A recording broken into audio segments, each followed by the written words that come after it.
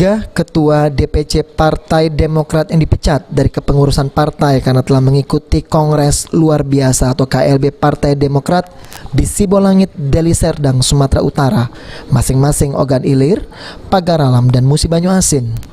Saat ini Ketua DPC Partai Demokrat Sumsel yang telah dipecat dan mengikuti KLB telah diganti oleh pengurus DPD Partai Demokrat Sumatera Selatan.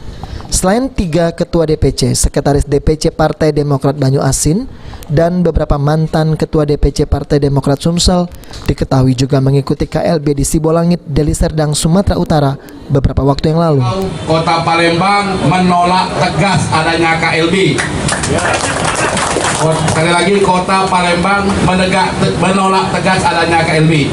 Dan yang kedua, dari beliau, Kota Palembang akan menjadi garda terdepan bila mana perang dengan KLB.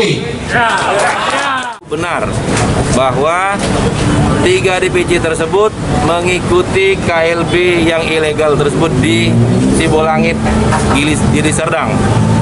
3 DPC ini kita ketahui 1 hari sebelum menjelang diadakannya KLB abal-abal tersebut. Jadi 1 hari sore kita sudah mengetahui ketiga DPC ini, Pagar Alam, Ogan Ilir, dan Musi Banyuasin, ditambah lagi Sekretaris Banyuasin DPC-nya ya.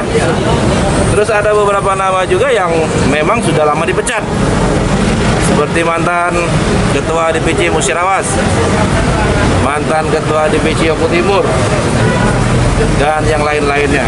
Selanjutnya gimana Pak? Pengganti Pak?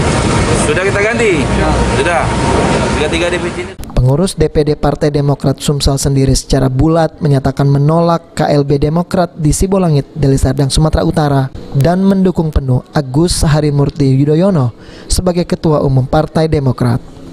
Firman Hidayat, PAL TV. Mengapa? Karena KLB ini